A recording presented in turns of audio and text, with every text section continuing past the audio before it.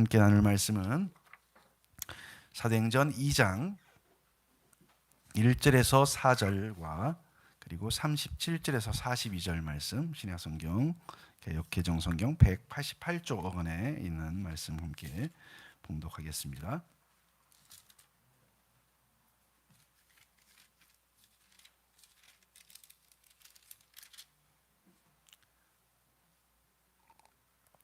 사도행전 2장 1절부터 4절까지 말씀 우리 함께 한 목소리로 함께 읽고 그런 다음에 또 이어서 37절부터 42절까지 말씀도 함께 우리 한 목소리로 읽도록 하겠습니다. 오늘 주신 하나님 말씀 함께 읽겠습니다. 먼저 2장 1절부터 4절입니다. 시작. 오순절 날이 이미 이름에 그들이 다 같이 한 곳에 모였더니 호련히 하늘로부터 급하고 강한 바람 같은 소리가 있어 그들이 앉은 온 집에 가득하며 마치 불의 혀처럼 갈라지는 것들이 그들에게 보여 각 사람 위에 하나씩 임하여 있더니 그들이 다 성령의 충만함을 받고 성령이 말하게 하심을 따라 오를 때 혓바닥처럼 갈라지는 것 같은 혀들이 그들에게 나타나더니 각 사람 위에 내려앉았다. 그들은 모두 성령으로 충만하게 되어서 성령이 시키시는 대로 각각 방언으로 말하기 시작하였다. 듣고 마음이 찔려서 형제들이여 우리가 어떻게 하면 좋겠습니까? 하고 베드로와 다른 사도들에게 말하였다. 베드로가 대답하였다. 회개하십시오. 그리고 여러분 각 사람은 예수 그리스도의 이름으로 세례를 받고 죄의 용서를 받으십시오. 그리하면 성령을 선물로 받을 것입니다. 이 약속은 여러분과 여러분의 자녀와 또 멀리 떨어져 있는 모든 사람, 곧 우리 주 하나님께서 부르시는 모든 사람에게 주신 것입니다. 베드로는 이 밖에도 많은 말로 증언하고 비뚤어진 세대에서 구원을 받으라고 그들에게 권하였다. 그의 말을 받아들인 사람들은 세례를 받았다. 이렇게 해서 그날의 신도의 수가 약 3,000명이나 늘어났다. 그들은 사도들의 가르침에 몰두하며 서로 사귀는 일과 빵을 떼는 일과 기도에 힘썼다. 아멘. 우리는 지난 주일이 이제 성령 강림 주일이어서 사도행전 1장을 함께 우리가 나눴었습니다. 부활하신 예수님께서 제자들에게 가서 복음을 전하라는 사명을 주신 뒤에 기다리라고 하셨죠. 예루살렘을 떠나지 말고 기다려라. 기다리는 이유는 하나님 아버지께서 약속하신 성령을 받기 위해서였습니다. 그러니까 복음을 전하기 위해서 먼저 선행돼야 될 것은 성령을 받아야 된다 그랬죠. 예수님께서는 제자들에게 성령께서 임하시면 권능, 능력, 영어로는 파워잖아요. 힘을 얻고 예루살렘과 온 유대와 사마리아와 땅끝까지 이르러 예수님의 증인이 될 것이라고 말씀하셨죠. 그럼 예수님의 증인이 된다는 게 과연 무엇일까요, 여러분? 예수님의 증인으로 산다는 것은 무엇일까? 이것이 어떻게 보면 이 사도행전을 이해하는 키가 되는 말씀이라고 할 수 있습니다. 과연 초대교회 성도들이 예수님의 증인으로 살았다는 것은 과연 어떤 모습일까, 무엇일까를 우리가 사도행전을 통해서 배우게 되는 것이죠. 성령님의 능력으로 예수님의 제자들을 예수님의 증인으로 살아가게 하시는 그 삶의 실체가 구체적으로 무엇인가? 그 의미를 오늘 우리는 사도행전 2장에서부터 이제 찾아보려고 합니다. 왜냐하면 드디어 오순절에 약속하신 성령님이 그 무리 가운데, 제자들 가운데 모인 수가 120명 정도가 된 그 가운데 임하셨기 때문이죠. 오순절, 거창한 뜻이 아니에요. 사실은 오순절 50일이란 뜻이에요, 여러분. 그리스어로 50일, 펜테코스트라는 50일이라는 뜻을 가지고 있는 그냥 말이에요. 그러니까 예수님의 부활 이후에 50일째 되는 날에 성령님이 강림하셨죠. 예수님께서 40일 동안 모세가 율법을 받으러 시내산에 올라간 날로 또 기념하기도 했습니다. 예수님의 부활로부터 50일째 되는 날 그의 제자들이 모인 곳에 성령님이 임하셨습니다. 그래서 이날을 성령 강림절, 오순절을 성령 강림절, 성령 강림주일이라고 이렇게 부르게 된 것이죠. 오늘 이 누가복음을 기록한 누가는 성령께서 어떤 모양으로 임하셨는지를 2절, 3절에 이렇게 표현을 하고 있습니다. 세번역 성경으로 다시 한번 우리 화면에 보여주시면 같이 한번 다시 한번 읽어볼게요. 어떻게 성령께서 임하셨는지 2절, 3절만 화면에 나와 있는 2절, 3절만 같이 한번 읽어보겠습니다. 시작. 그때 갑자기 하늘에서 세찬 바람이 부는 듯한 소리가 나더니 그들이 앉아있는 온 집안을 가득 채웠다.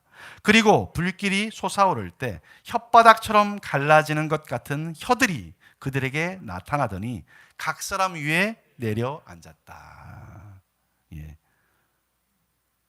바람 같은 소리, 소리가 들렸는데 바람 같은 소리가 들렸대요. 그리고 불길 같은 혀들이 각 사람 위에 임했대요. 눈에 가시적인 모습으로 이제 그렇게 본인 몸에서 나온 게 아니고 하늘로부터 임하는 것을 경험을 한 거죠. 이것을 누가는 성령의 충만함을 받았다 이렇게 표현을 하고 있습니다. 성령의 충만함을 받았다. 성령의 지배를, 완전한 지배를 받게 되었다 이렇게 표현을 한 거죠. 성령이 임했다 이 말을, 그러니까 성령 강림을 누가는 또 성령 충만이라고 이렇게 표현을 또 한 거예요. 그래서 그들이 성령이 충만해서 한 행동이 있어요. 성령이 말하게 하심을 따라서 다른 언어들로 말하기 시작했던 거죠. 참 이 초자연적인 역사인 거죠. 이걸 이제 다른 언어, 방언이라고 얘기하잖아요. 방언. 우리가 지금 이제 방언의 은사를 이야기하는데 보통 우리가 지금 현재 이해하는 방언의 은사는 본인 방언 통역의 은사가 없으면 뭐라고 내가 사실 기도했는지 모르는 그런 하나님과 대화하는 어떤 언어를 이제 보통 이제 지금은 방언이라고 얘기를 하죠. 근데 여기 사도행전 2장에 소개되는 방언은 말 그대로 정말 외국어예요. 그 예루살렘 성전에 이 오순절을 기념하기 위해서 각 곳에서, 세계 각곳에서, 지중해 연안의 여러 각곳에서 유대인들과 유대교로 개종한 사람들이 모여 있었거든요. 곳곳에서. 근데 그 사람들이 유대인들이기도 했지만 태어난 곳이 이스라엘이 아닌 그곳의 언어를, 그 외국어를 듣게 된 거예요. 성령이 말하게 하심을 따라서 참 놀라운 일인 거죠. 네. 자, 그러면 이렇게 오순절 성령 강림의 역사, 성령의 임함의 의미는 과연 무엇인가 하는 거죠. 예수님께서 성령을 기다리라고 하셨고 성령이 드디어 임했어요. 그러면 그 성령이 임했다는 것의 그 의미가 무엇인가? 그 의미를 성령의 말하게 하심을 따라서 성령 충만했던 베드로와 사도들은 14절 이하에서 이제 이걸 설명하는 거죠. 과연 우리 가운데 지금 성령이 임하셨다는 것은 어떤 의미냐? 무엇을 얘기하는 거냐? 어떤 시대가 임했다는 것을 말하는 것이냐? 그러니까 더 정확하게 표현하면 성령의 말하게 하심을 따라서 사실은 제자들이 그리스도의 증인 역할을 하게 된 것이죠. 여러분, 증인이라는 말은 법적 용어잖아요. 법적 용어. 그죠? 또 경찰서에 이렇게 가거나 그러면 이제 증인, 또 이제 재판장에서 이제 증인이라는 말을 쓰는데 소송 당사자는 아닌데 법원이나 법관의 그 질문에 대해서 자기가 듣고 본 바를, 그 사실을 진술하는 사람을 증인이라고 부릅니다. 자, 그러면 예수님의 제자들은 무엇에 대한 증인인가요? 그들은 무엇을 보고 들은 것을 이야기하는 사람인가요? 베드로는 구약성경 요엘서 2장 28절 이하를 인용하면서 예수님께서 마지막 날에 그 메시아 시대, 그리스도 시대를 여신 분이시고 이것을 입증하는 증거로 성령님이 오셨다 이렇게 말씀을 하고 있습니다. 이 성령의 선물은 그런데 모든 육체, 오늘 우리가 찬송 중에도 불렀던 마지막 날이라는 그 찬양도 바로 이 요엘서 말씀을 가지고 이제 곡을 노래를 만든 건데, 거기 보면 모든 육체에게 성령의 선물이 주어진다. 모든 육체, 보편적으로 외적인 지위와 그 어떤 신분의 관계가 없이 주어지게 된다. 성령님이. 오순절 성령 강림 시대에는 어떻게 보면 특별한 사람들, 하나님의 특별한 종으로 기름 부음 받은 사람들, 이런 사람들에게 성령이 선물로 주어졌다고 한다면, 이제 예수님을 통해서 오순절 성령 강림의 역사를 통해서 이제 성령님은 모든 사람들에게 주어진다. 물론 성령을 받기 위한 영적인 조건은 분명히 있습니다. 그냥 무턱대고 주시는 게 아니에요. 예수님도 얘기했죠. 너희들에게 주는 것이다. 세상에게 그냥 주는 게 아니다 그랬어요.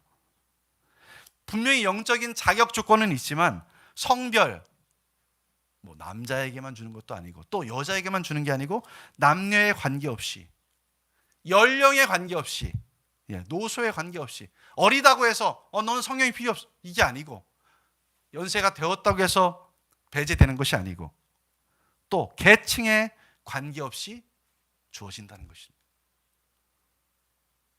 바로 이 성령님이 오순절 당시에 제자들에게 모두 주어진 것입니다. 지금도 마찬가지죠. 성령님은 남녀노소, 계층에 관계없이 성령님은 우리 가운데 오신 줄 믿습니다. 자, 제자들에게 충만한 성령께서 그리스도의 증인으로서 무엇을 이제 증언하고 계신가 하는 거죠. 이걸 요약해서 제가 오늘 말씀을 드리려고 합니다. 이 사도행전 2장을 다 이렇게 설명하기에는 또 시간이 제한되어 있기 때문에 그걸 요약해서, 뭐 그리스도의 증인이니까 예수님을 증언하시는구나, 예수님의 제자들은 예수님을 증언하는 사람이구나, 이걸 우리는 금방 알 수는 있죠. 베드로가 뭐라고 얘기했냐면 예수님의 생애, 그렇죠, 예수님이 어떻게 살아왔는지, 특히 공적 생애를 제자들은 다 보아왔죠. 3년 이상 함께 동거동락하면서 어떻게 살아오셨는지 보았죠. 들었죠. 그분의 사역에 대해서 보았습니다. 그걸 증언을 합니다. 또한 예수님께서 십자가에서 죽으시는 것을 보았습니다. 물론 도망가기도 했어요. 그리고 그분의 부활, 사흘 만에 다시 살아나신, 부활하신 예수님을 여러 번 보았던 것을 증언하고, 그리고 부활하신 후 40일 후에 승천하실 때 그 현장에 있었던 것을 그들은 증언하는 거죠. 그러니까 그들이 보았던 것, 들었던 것을 증언하는 것입니다. 그래서 결론적으로 36절에서 이렇게 말씀하고 있는 거예요. 36절에서 베드로는 예수님을 증언하면서 이렇게 얘기했습니다. 제가 한번 개역 개정 성경으로 36절 한번 읽어보겠습니다. 그런즉 이스라엘 온 집은 확실히 알지니 너희가 십자가에 못 박은 이 예수를 하나님이 주와 그리스도가 되게 하셨느니라. 우리가, 내가, 당신들이 못 박은, 십자가에 못 박은 그 예수가 하나님께서 그를 주와 그리스도가 되게 하셨다. 예수만이 주인이시고 구원자가 되신다. 이것을 증언했던 것이죠. 바로 이것이 그리스도의 증인인 거죠. 오늘 우리도 성령님의 능력으로 그리스도의 증인이 되는 삶은 바로 이것입니다.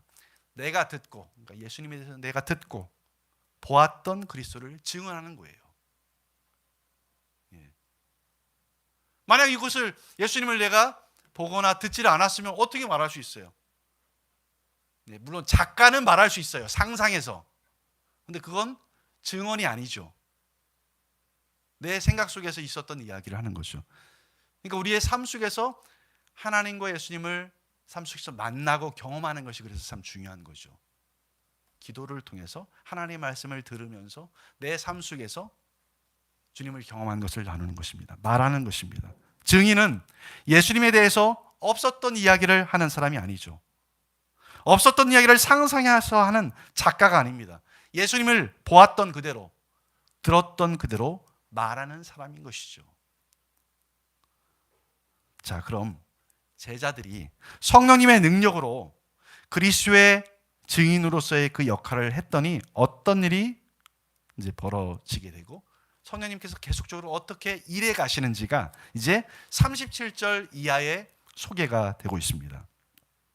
성령님의 능력에 의해서, 성령님의 그 파워에 의해서 사도들의 증언을 듣게 된 그곳에 있었던 많은 사람들이 마음이 어떤 내용이냐면, 여기 보니까 누가는 그들이 이 말을 듣고 마음에 찔려 그랬습니다.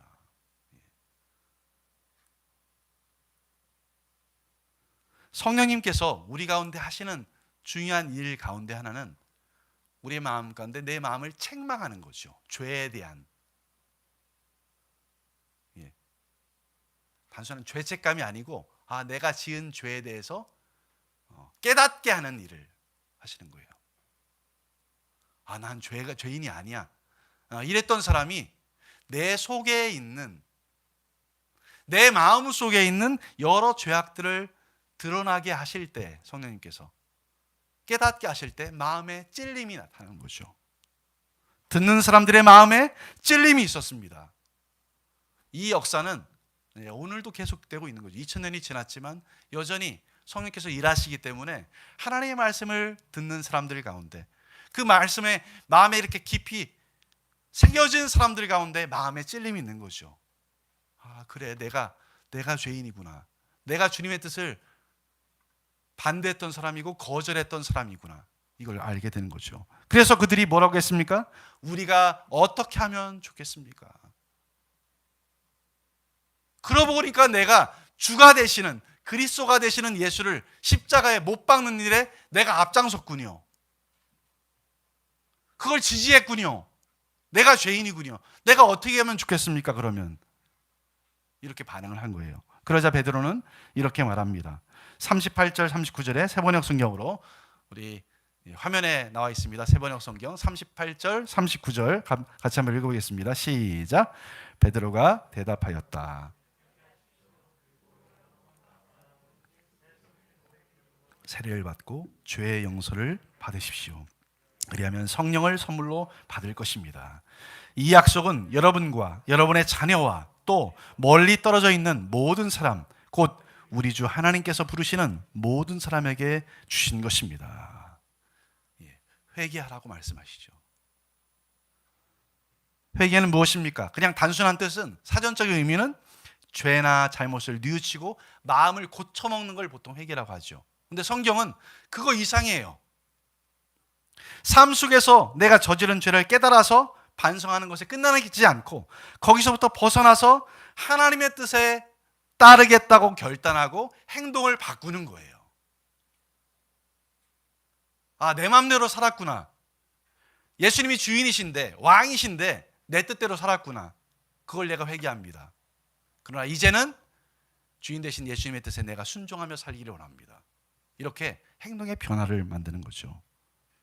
이렇게 회개하고 예수님을 그리스도로 믿는 자에게 죄사함과 성령을 선물로 주실 것이다.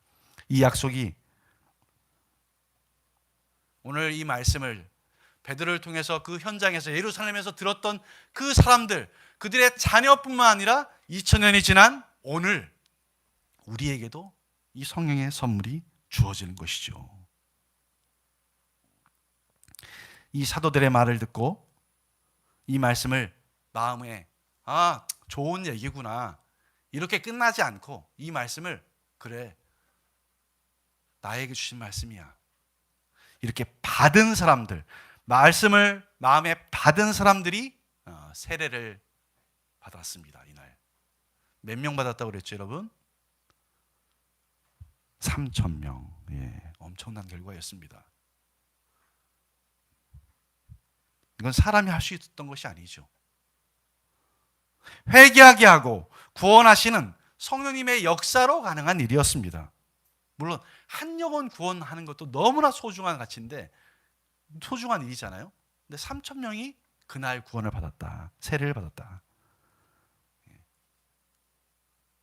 특별히 유대인들은 구약적인 배경을 가지고 있기 때문에 그 메시아에 대한 이해가 오늘 우리 시대에 살아가고 있는 우리들과는 좀 다른 부분이 있죠. 그래서 훨씬 더 하나님께서 그들 가운데 일하시는 어떤 통로가 더 원활했을 수도 있을 것입니다. 그런데 이 성령님의 역사, 구원하시는, 마음에 찔리게 하시고 세례를 받고 구원받게 하시는 그 역사는 거기서 끝나지 않았죠. 그들이 성령의 선물을 받았어요. 그러면 받은 뒤에 어떤 일이 생겼을까? 그게 이제 42절 또 이하의 내용이죠.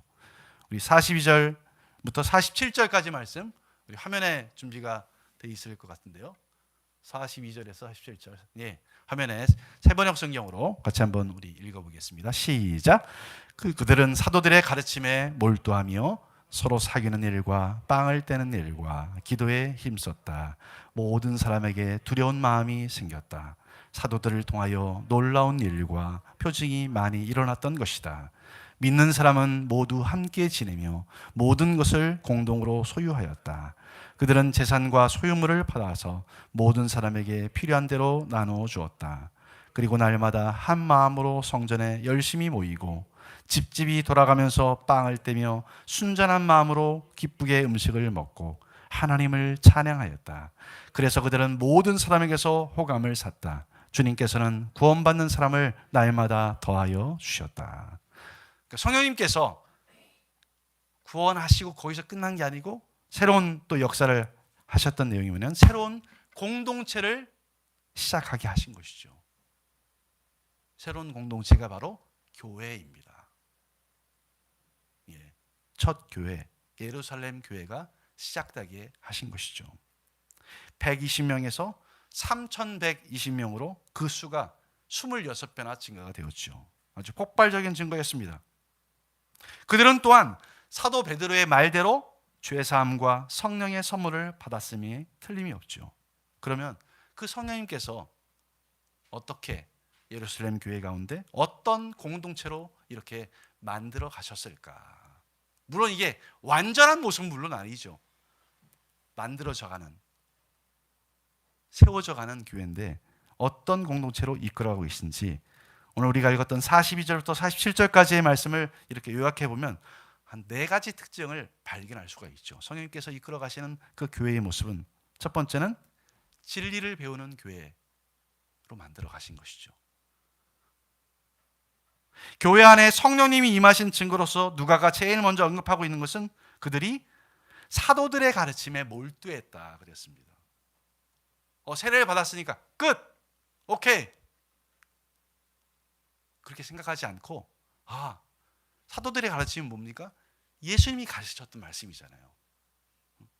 예수님의 말씀을 우리가 더 배워야 되겠다. 그분에 대해서 우리가 알아가야지. 그분에게 더 가까이 나가야지. 그래서 그들은 사도들의 가르침을 받는 일에 힘썼다 이렇게 말하고 있습니다.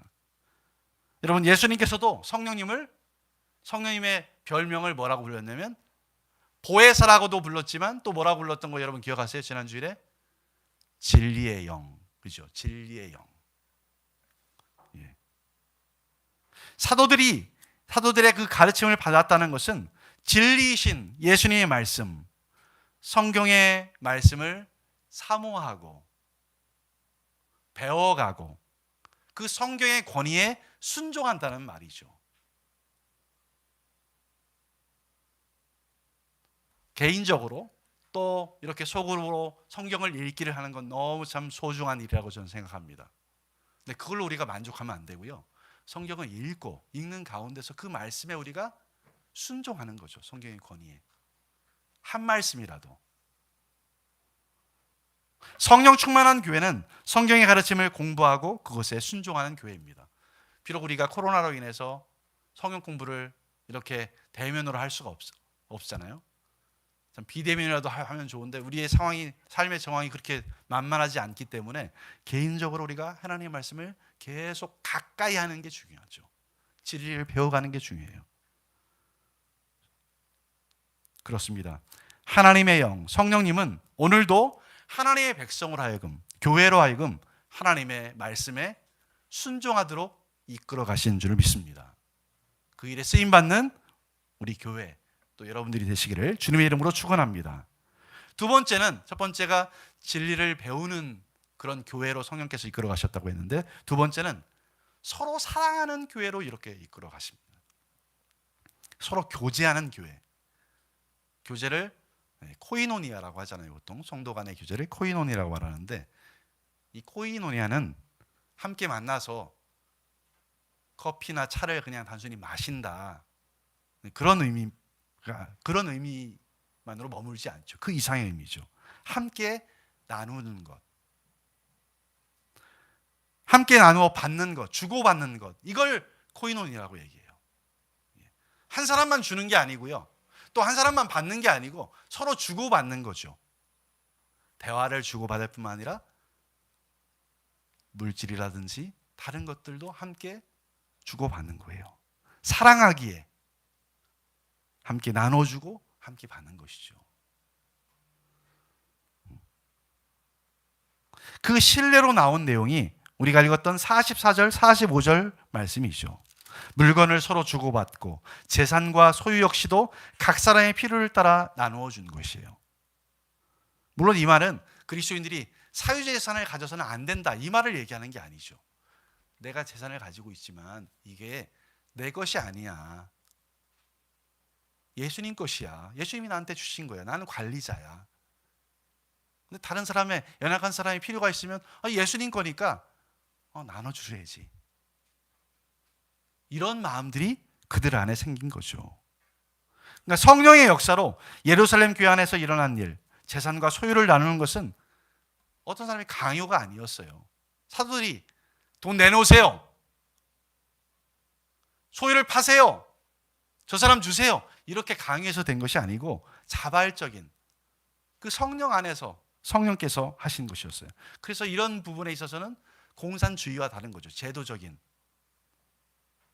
예수님의 주인 되심을 인정함으로 자신의 재산 역시도 내 것이 아님을 고백하고 어려운 성도의 필요를 채운 일에 기꺼이 헌신했던 것입니다. 이것은 오늘도 교회 안에서 부족하지만 성령에 의해서 계속 일어나고 있음을 저는 보고 또 듣고 있습니다. 성령님은 교회가 서로 사랑하도록 우리를 이끌어주고 함께 주고받도록 우리를 이끌어 가시는 줄을 믿습니다. 이런 역사가 저희 교회 가운데 계속적으로 일어나기를 주님의 이름으로 축원합니다. 세 번째는, 성령님은 교회를 예배하는 예배 공동체로 이렇게 이끌어 가셨습니다. 떡을 떼면서 기도하기를 전혀 힘쓰는 교회. 그러니까 예루살렘 교회는 우리 서로를 돌아보는 일뿐만 아니라 공동으로 하나님께 드리는 예배에서도 표현되는 거죠.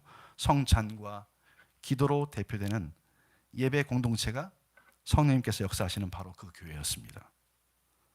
그리고 그 예배는 어느 장소에서만 국한되지 않았어요. 그러니까 예루살렘 성전 안에서만 된 것이 아니고 집에서도 이루어진 것이죠. 예배가 오늘날 이곳 예배당에서만 예배가 드려지는 것이 아니고 우리 가정에서, 우리가 있는 곳에서 주님을 예배할 수 있는 것이죠. 코로나19 시대에 우리가 예배당에서 모두 자유롭게 예배할 수 있는 환경이 아니지만 저와 여러분이 있는 곳에서, 심지어 일터에서도 마음을 다해 하나님을 예배하도록 성령님은 우리를 이끄시는 줄을 믿습니다.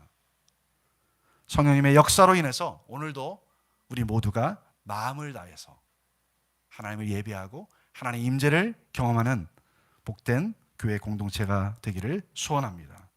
네 번째 성령님이 이끄시는 교회는 복음을 전하는, 전도하는 교회로 이끄셨습니다. 성령께서는 예수 그리스도를 증언하게 하신 일을 계속하도록 하셨어요. 주께서 구원받는 사람을 날마다 더하게 하셨다. 예수님이 그리스도 되신다는 사실을 말로 증언했을 뿐만 아니라 교회가 행동으로 또 보인 모범을 통해서 그 일을 행하셨어요. 여러분, 예수님의 증인으로 산다는 것은 말로만 할 수 있는 일이 아니죠. 내 행동으로도 그리스도를 증언할 수 있는 일이죠. 예수님께서 제자들에게 복음을 전하라고 하는 그 사명을 감당하도록 이끄신 분이 바로 성령님이셨습니다. 성령님은 복음을 전하고 선교하도록 오늘도 이끌어 가십니다. 오늘도 교회를 향한 전도와 선교의 역사를 이끌어 가시는 분이 바로 오순절 초대교회에 임했던 바로 그 성령님이십니다. 성령님의 힘으로, 성령의 역사하심으로 이 일은 이루어져 가야 되고 이루어져 갈 줄로 믿습니다. 사랑하는 우리 성도 여러분, 자녀 여러분, 복음주의 신학자인 존 스토트는 이렇게까지 말을 했습니다. 호흡이 없는 육체는 시체인 것과 마찬가지로 성령이 없는 교회는 죽은 것이다. 호흡이 없는 육체는 시체인 것과 마찬가지로 성령이 없는 교회는 죽은 것이다. 오순전에 예루살렘에 있었던 제자들, 곧 예루살렘 교회에게 임한 성령님께서 지금도 교회 가운데 임하여 계십니다. 성령님의 충만한 역사로 말미암아 예수님의 증인의 역할을 오늘도 감당해 낼 수 있기를 기도합니다. 여러분, 성령님의 역사는 교회를 배움 공동체로, 사랑 공동체로, 예배 공동체로, 전도 공동체로 이끌어 가십니다. 우리는 120명의 제자들이 기다려야 했던 것처럼 성령이 오시기를 기다릴 필요가 없어요. 왜냐하면 성령님께서는 오순절날 이미 오셨고 하나님의 교회, 예수님의 교회를 결코 떠나신 적이 없기 때문입니다.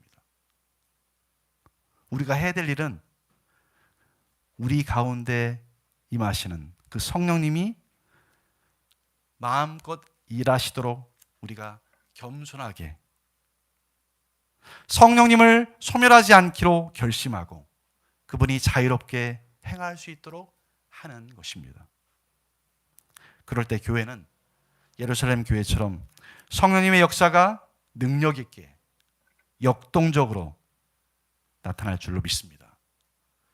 코로나19 바이러스라는 우리가 우리의 일상을 살아가기 어려운 그런 시대 가운데 살고 있지만 성령님의 역사는 오늘도 계속되는 줄 믿습니다.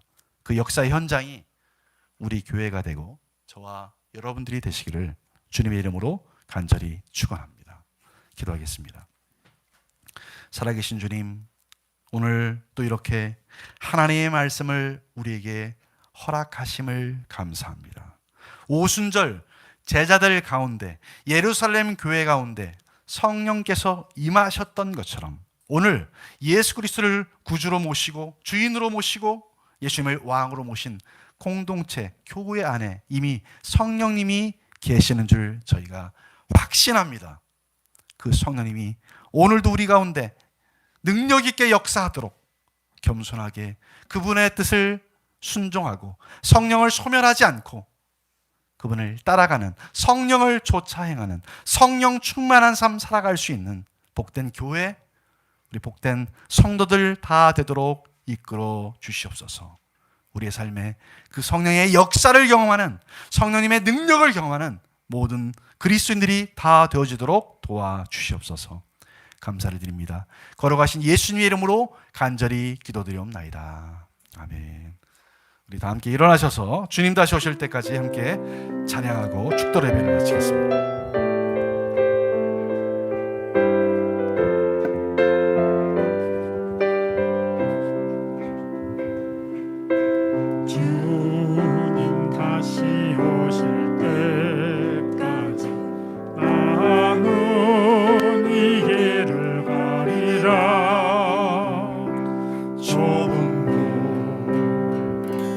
좁은 길